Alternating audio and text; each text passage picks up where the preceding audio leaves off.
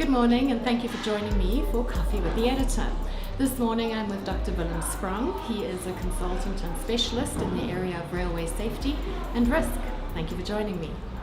Willem, good morning. Thank you so much for joining me for coffee. So I've just introduced you as a railway risk and safety consultant and specialist. Should we just chat quickly about the landscape in South Africa in terms of passenger and freight, and then if you could just broaden that slightly into the landscape in Africa. Well, in South Africa we've got two major operators, PRASA carrying the passengers and in Transnet carrying the freight. And in quite a few instances it's PRASA using Transnet's lines to carry the passengers on, and we also have Transnet at some places in the big metros where they need to carry their freight across the PRASA lines. So these are the two major operators, but overall we also have over 260 other licenses that were issued for operators by the Rail Safety Regulator, who is our primary watchdog looking after safety in South Africa. And if we focus on the safety issues, we tend to look at PRASA because we carry passengers. But if we look at last year's annual State of Railway Safety Report, you will see that train-on-train collisions is only 45 train collisions that was caused by PRASA. The rest of the 1,027 collisions was mainly caused by Transnet. So it will tell you that yes, we see these big accidents where people get injured and killed by PRASA because that's newsworthy, but we should also be concerned about our safety record on our freight lines. The rest of the operators, those 260 operators, only contributed to 60 of those accidents. And those would be private operators, so guys with their own sidings, the mining environments, am I correct? Yes, that would mainly be private operators. We had one or two collisions by Gautrain as well, that is included in those statistics, but mainly private operators in private sidings where these accidents happen during shunting movements. And what's important is that up until 2 years ago, we only focused on how many accidents we had. When we reported on that, when we read the reports, annual state of safety reports from PRASA, you would see there were so many accidents, and we compare that to the previous years. We never looked at the impact that those accidents had. It's only the last 2 years where the Rail Safety Regulator really went into what the impact would be of those accidents. We need to measure the impact not just on human life and how many injuries we cause, but we also need to look at the loss of our commodities that we transport, the loss of income to the operators, and then very importantly also the impact we had on the environment during these accidents. And the environmental impacts as well, I would assume.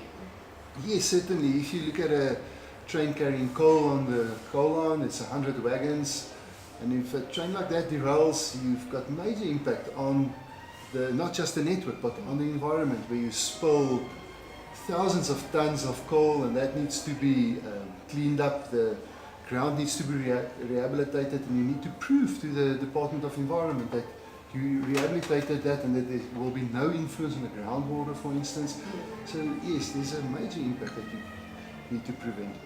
And that also brings me to the 3 states of rail safety that we developed during the development of the National Rail Safety Strategy, where the one state of safety says that we are going to have accidents, but are we in a position to clean up, to reduce, to limit the impact of those accidents should they occur, and get our lines up and running very quickly again? If we had to take the broader context of the annual report that was released by the Rail Safety Regulator, aside from seeing that PRASA only had 45 accidents and looking at how many were like Transnet and the other operators, what is the other messaging that's coming through in that report? I mean, is it human error? Is it infrastructure? Yeah, saying that only 45 accidents occurred is a little bit misleading if you just trust in those statistics. What we need to do is we also need to investigate the causes behind the thousands of near misses. What we found during a lot of Board of Inquiries where we went through is that people tend to hide facts when there was an actual accident. If we were able to investigate the near misses, these employees will be much more forthcoming with information so you can prevent these major accidents. So our biggest problem at the moment, and that is the second state of the rail safety that we refer to, is where you don't have accidents. Yes. But it's not because of proper risk management, it's because you're just lucky. And I believe that's what happened in the past now with PRASA. There weren't any accidents. And the reason for that, I believe, is that we reduced the capacity in our lines. So if a signaling cable was stolen, we didn't go and replace that immediately. We just reduced the capacity of our line, meaning the ability to automatically run trains on the lines. We fell back on our safety net, and that's manual authorizations. So what we did in fact was we reduced the capacity. We can run less trains, it takes longer for the trains to get through the system. Another good example is if you have a defect in the line, if there's a set of points that's not being maintained, that's faulty, you can still run a train at 30 kilometers an hour across that safely, and that's what we did.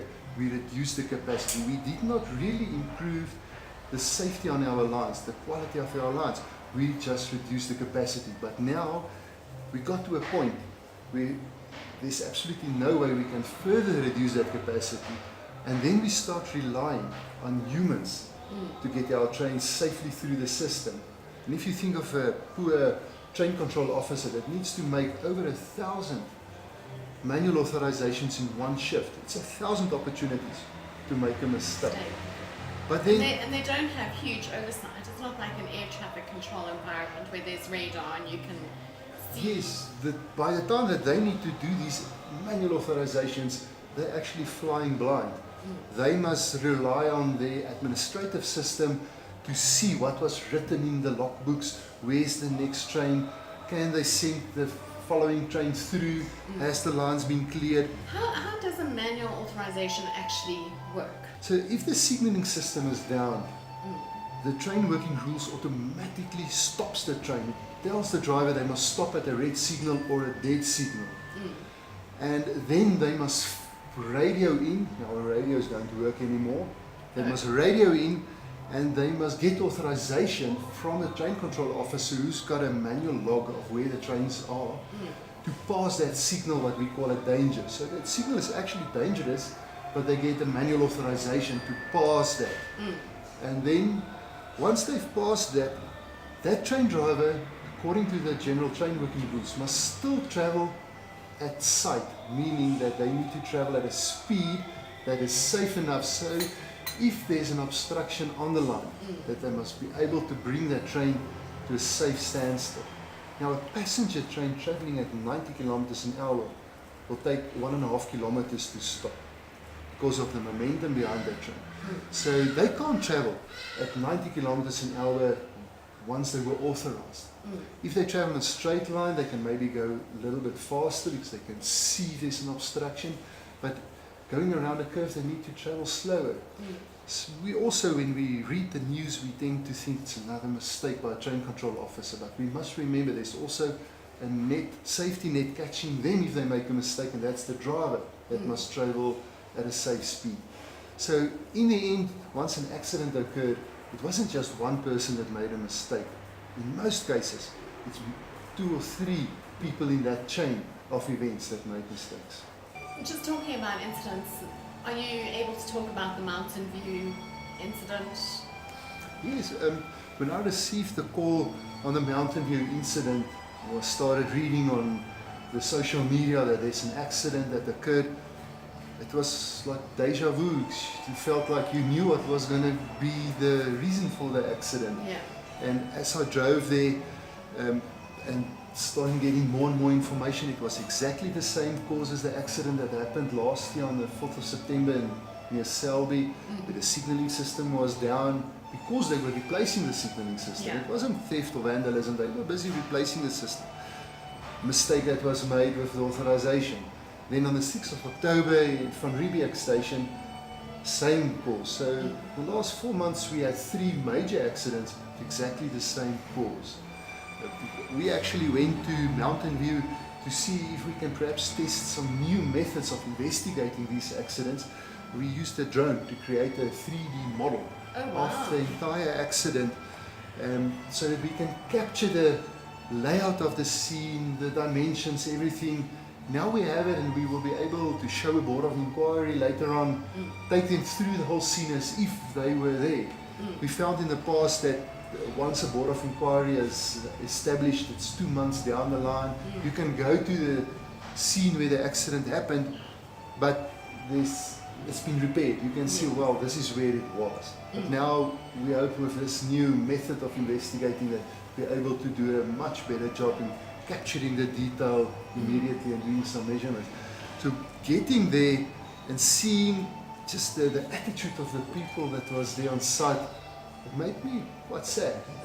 I felt sad not just for this fact that these are the commuters that rely on using the network, the railway network, to get to their work. It's over 2 million people on a daily basis that's the only way that they can get to their work. And there was now 3 breadwinners killed in that accident. But also the lack of accountability. When I got to the scene, the powers to be was standing there as if this is just another accident. I got the feeling that nobody was going to have a sleepless night over what happened there. And I think that's maybe the first thing we need to change as a railway industry, is to get back to that accountability, to take responsibility for what is going on our systems. That drone technology sounds really interesting. Is that like a new methodology that's being introduced, or? It is. It's something that has been used in the industry with Eskom. And I met these guys when we did an investigation 2 years ago in the Northern Cape, when a Eskom line was demolished with a strong wind.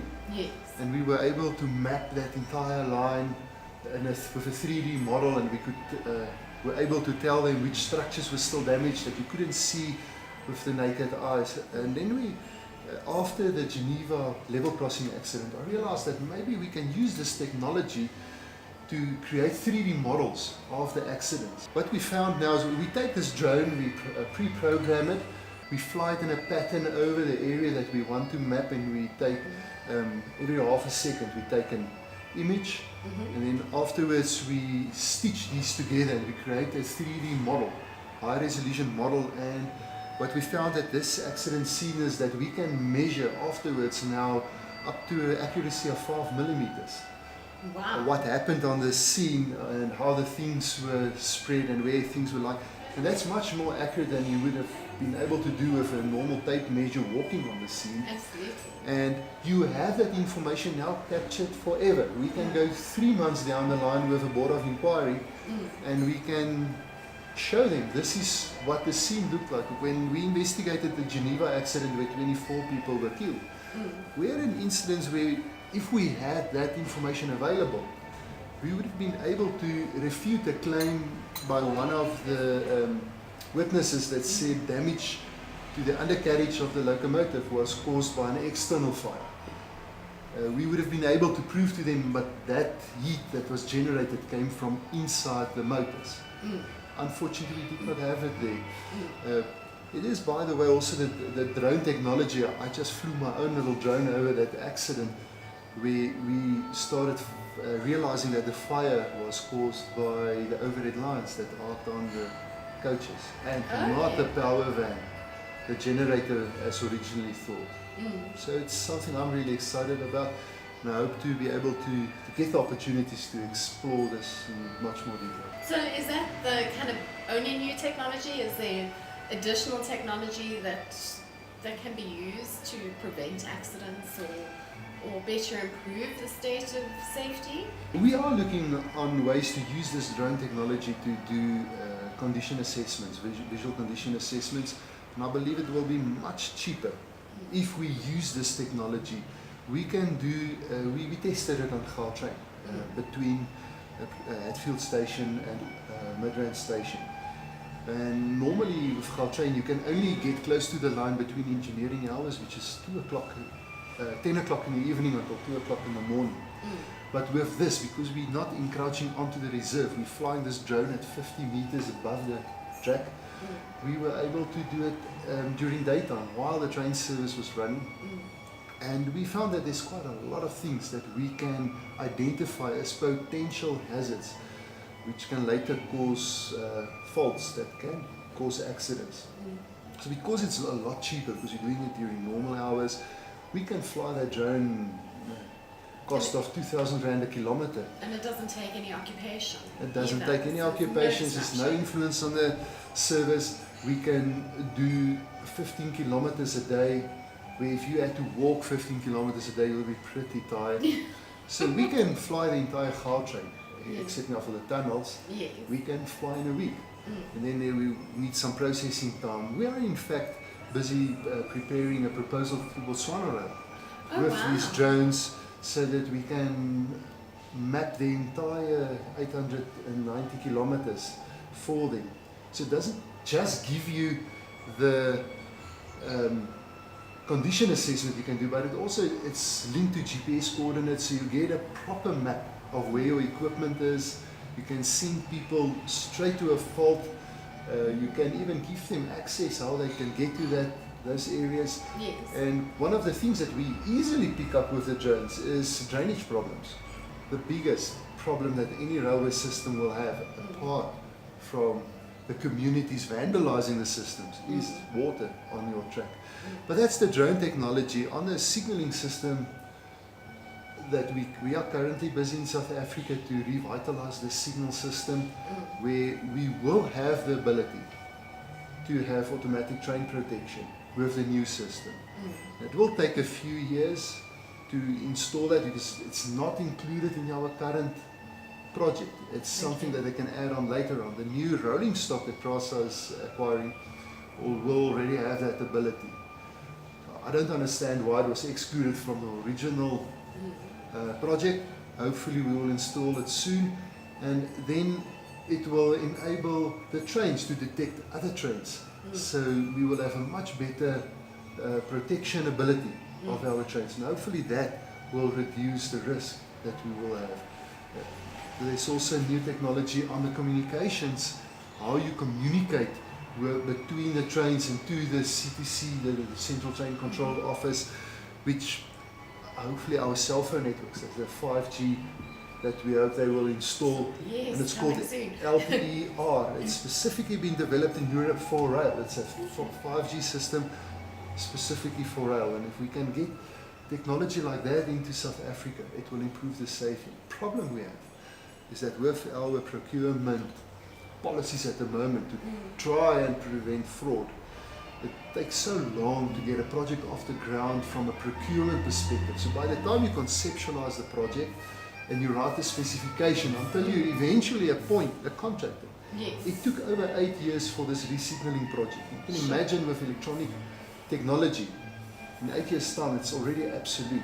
The problem we have at the moment with introducing this new technology in South Africa is our procurement processes. We've introduced so much red tape to try and curb all the fraud, that once you conceptualize a project and you agree on the specifications, by the time that you appoint the eventual contractor and negotiate the contract and they can start working, and the resignaling project took over 8 years. And it's electronic technology. That technology is absolute. Some of the countries been taking our technology that we are still thinking of trying to install on the signaling system. So we need to be able to streamline and make our procurement process more versatile and more adaptable to the change in the technology environment. Do you think that's actually achievable? I mean, if you take what's currently in the media and understanding what our restrictions are, is it achievable to kind of speed up this pace? I think it will take some innovative strategies on the procurement side, innovative ways that we write the specifications, the requirements that we have, so that you allow yourself the latitude that once a contractor has been appointed, that you can still do minor changes without experiencing huge differences on the financial side. And unfortunately, our suppliers need to come to the party as well.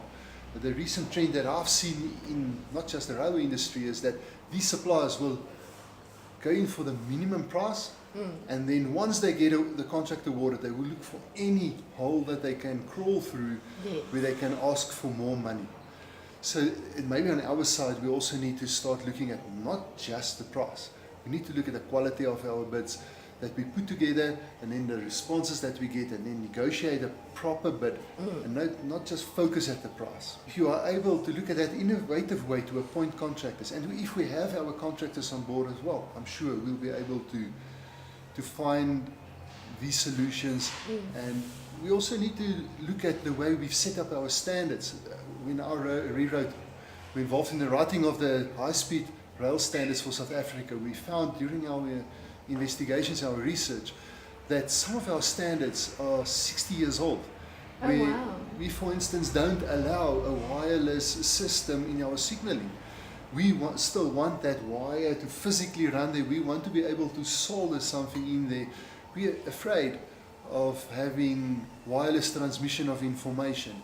We need to look at those standards, and if we can rewrite the standards so that we can introduce new technology much easier. Because you can imagine also during the procurement process, if you find a contractor that will be able to provide us with an alternative technology that we can install, we have to run through a vigorous process to get it approved by the rail safety regulator and the operators before we can install it.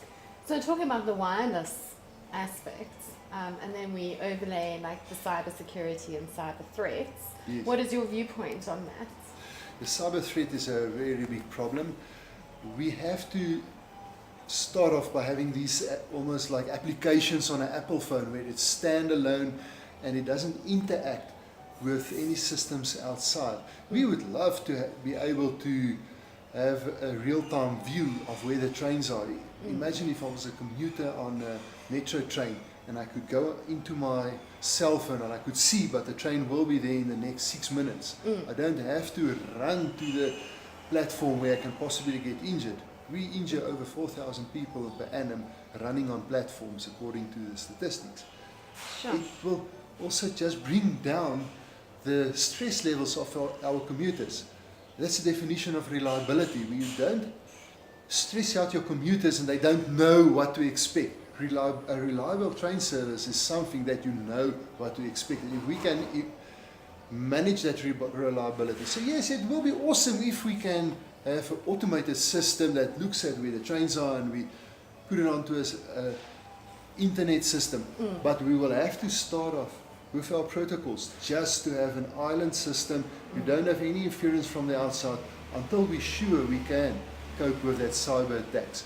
We don't want some person sitting in a far off country all of a sudden taking controls of our systems. And we hear stories like that. Yes, you will, but that's where we will always have a dual system. We will still have the physical protection equipment outside, and we will have the interaction with the internet. What are the other biggest risk factors involved in terms of rail safety? Biggest factor, and it's a model that we developed during the National Rail Safety Strategy, what we call the risk balance beam. And we say on the left-hand side of this balance beam, we've got all these hazards, everything that has an influence on the safety of our system.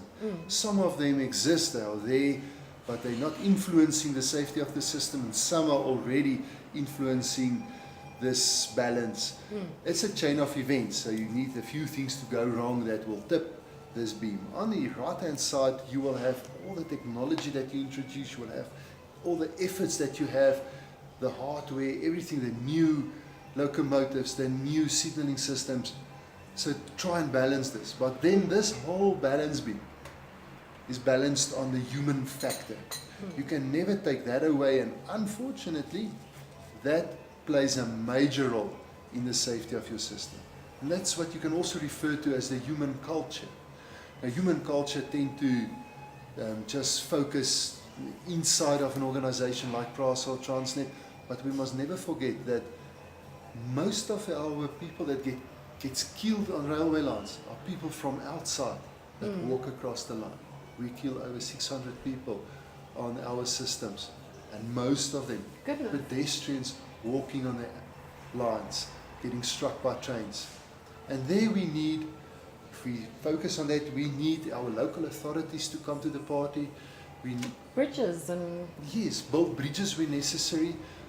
Don't allow your town planners to approve a mall on the one side of a railway line and a school on the other side, because you will automatically get people crossing the lines. We need to educate our communities to respect the railway reserve. We cannot allow people to take that as the safe haven, the easiest way to walk on the lines. The city of Cape Town is a very good example.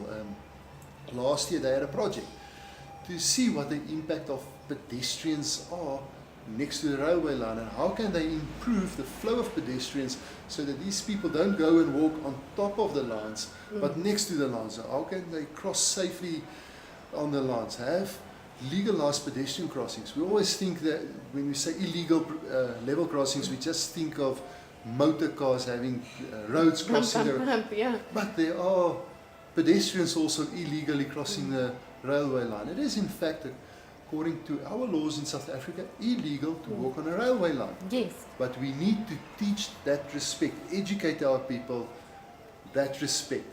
And then the culture inside the companies.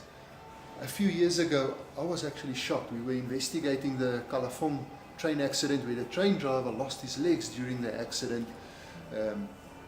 And when we went to one of the central train control centers, we found, and it's 5 years ago, we found that the safety posters, the safety awareness posters inside this office was so old that they were still written with a stencil in Afrikaans. So you can imagine those posters must be 20, 25 years old. But that's a safety culture where you will see a supervisor that's supposed to look at these junior employees and make sure that they safely authorize the trains. They're sitting at her or his desk, eating at the desk Kentucky using their hands. And how can that person all of a sudden be able to answer a telephone or sign off on an authorization if that's the culture that we have, and don't care culture? If your managers that get to an accident scene like Mountain View, you get that feeling they're not going to have a sleepless night tonight. They just want to see where's the cameras, as long as there's a picture of me. That's the feeling that we as the public get when we get to those scenes. In your many years of involvement in the rail industry, what for you has been the worst accident? The worst accident was the Geneva, Was that the Geneva? level crossing accident. Fortunately, I wasn't there on the day of the accident. Only went there the day afterwards to do some inspections and do some investigations. But that was really terrible. Talking to the people that wasn't even physically involved in the accident, those two boys that were playing an adjacent farm. And when they saw the accident, they rushed there and they told me how they, 10-year-old kids, were catching babies that were thrown out of through the windows. Oh my word. People, with the reports of people that were screaming inside that couldn't get out because there wasn't adequate emergency exits. The windows that in the past acted as emergency exits were changed. There are reasons why it was changed, because of vandalism, because of theft, because of people getting injured by stones being thrown through the windows. But there wasn't adequate emergency exits. The people couldn't get out. The 24 people were killed. And I was involved in the board of inquiry and talking to the people, the actual people that you would think would take the responsibility to make sure there's enough fire extinguishers.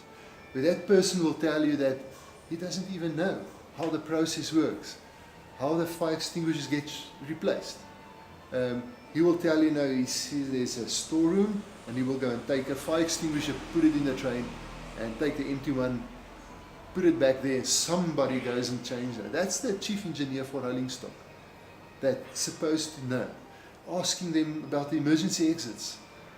We all think there's 4 emergency exits on those locomotives, but there's a toilet on either side. So you need to pass that toilet before you get to the 2 emergency exits on each side of the train. So in fact you only have 2 exits because the toilet is blocking your exits. Those exits are situated right at the end of the coaches. That's the things that gets damaged first. When 2 coaches involved in an accident, that's the stuff that gets damaged. So that was going through that whole process. It was quite terrible. And then I've been working in Nelspruit. I had to investigate a level crossing accident where 23 people got killed, farm workers. And it was the real ignorance of the bus driver taking these guys to work. He saw the train coming and he thought, I can still make it. And the train struck the bus and 23 people lost their lives. The thing that bothers me most is the ignorance of people. Accidents can be prevented if we all just take the responsibility and take the accountability. The future of railway safety, the reduction of risk, I think as we start talking technology, a different risk starts appearing. But if you had to take the next 5 to 10 years, what do you think railway safety looks like?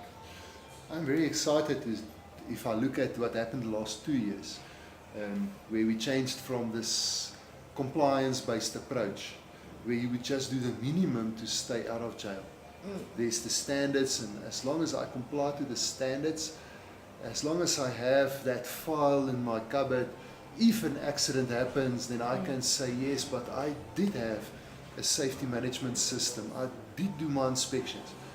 We're moving away from that, where we're moving to a risk-based approach, and that's exactly what the rail safety regulator is now doing, by taking into account not just the probability that accidents are occurring. They're not just looking at the numbers, they're also looking at the impact that these accidents have, and focusing more on the impact than the numbers. And that's a risk-based approach. We try and improve on your system.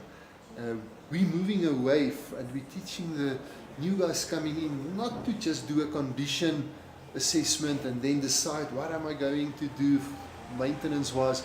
We tell them, do a lot of condition assessments. Look at the trend of what's happening on your infrastructure and then try and predict the faults. So we're moving away from condition-based maintenance to predictable maintenance. And the advantages of that is just really, you cannot quantify it. You can now plan your maintenance. You can do more with less people. You don't need the same level of skills to be able to keep your lines safe. And in the last 2 years, we've been moving in that direction. I mean, look at the courses that are being presented at the Chair for Railway Engineering at the University of Pretoria. We've moved in that direction. We try and force the people to look at trends and move into condition-based, predictable maintenance. So that's really exciting. I think that is the only way we can improve our safety. And we also need to understand that we don't have to go and spend the billions to improve the safety. We can go and clean our rail reserves, go and remove the vegetation. That's the broken window effect that you will get. Once you remove the vegetation, then it will not act as a magnet for criminals to get onto your reserve. All of a sudden you've secured your reserve, it's clean. Like a tipping point. Yes. What they did in New York. Yeah, it's clean. People won't come and sit under your bridges to use drugs and then sort of steal your copper cable to go and buy more drugs. And then you start securing your reserve by fixing your fences. You start forcing people to pay again for your getting onto your trains. If we look at the passenger kilometre miles in the last rail safety report, the State of Rail Safety report, you will see that there was a huge reduction in the amount of passengers that's using the trains. I don't know whether that's true. I think there's just a huge increase in passengers that's evading fares, not paying. Yes. So if we can get the people to pay again, create that respect for the system, and then I believe the other 20%, the big issues, will disappear by itself. So in terms of the railway safety regulator, in and out of courts, they can only do so much, their powers are limited. Do you think that they could play a bigger role? Is there more that they can do? New focus on predicting the faults, on being risk-based, is driven by the rail safety regulators. So just the way that they're now presenting their annual State of Rail Safety report is a clear indication that they're moving in that direction. And I really hope that our operators will follow suit and that this will be an example of what needs to be done. They are limited in what they can do. We recently saw, after the accident in Van Riebeeck Station last in October, that when they wanted to revoke the license for PRASA, the minister intervened. Unfortunately, the rail safety regulator and PRASA reports to the same Department of Transport, the same minister. So it does become really difficult to balance the safety and the social responsibility. You can imagine 2 million people waking up in the morning hearing that PRASA's license has been revoked and they cannot get to work. It will cause a big problem. But if the relationship can be managed properly, I do believe that the rail safety regulator can play the role that they were intended to play. They need to focus and continue focusing on this risk-based approach. And one of the things that they need to do is to start gathering information on the near misses. The things that happened that didn't cause an accident but can be recorded as an incident. For instance, if a train driver passed a red signal, which in the industry we refer to as a SPAD, a signal past a danger. If they can investigate those incidents where nobody was hurt, nobody was killed, you will get much better information out of the operators if you can find the reasons for that and start preventing those incidents. The rest of the stuff will follow. If people stop passing signals of danger, if they start overspeeding, if you start forcing them to replace that capacity that they've taken out to keep the train safe, then our safety will automatically improve. They can also try and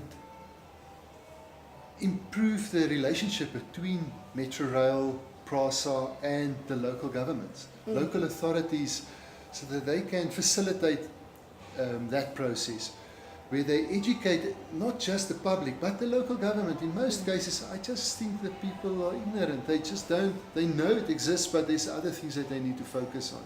So they need to be more proactive on that front. They need to get the education of the communities.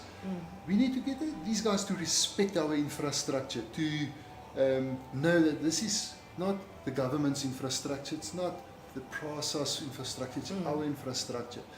And it's the only way we can get to where we need to be. And your thoughts on what they're doing with the rail service or passenger service in the Western Cape? And that's really difficult, and that's where I feel for PRASA. They're in a situation where they rely on external organizations, the municipalities, the police service, to assist them in safeguarding their reserve.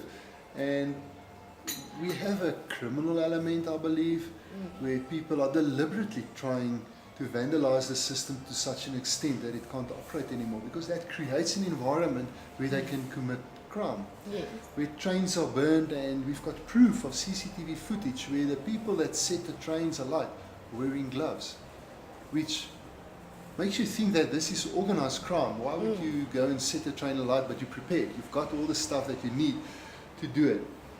So the situation in the Western Cape, where there's less trains, now you start frustrating the commuters, they burn more trains, and it's just a vicious circle. And that's where the communities need to take the responsibility.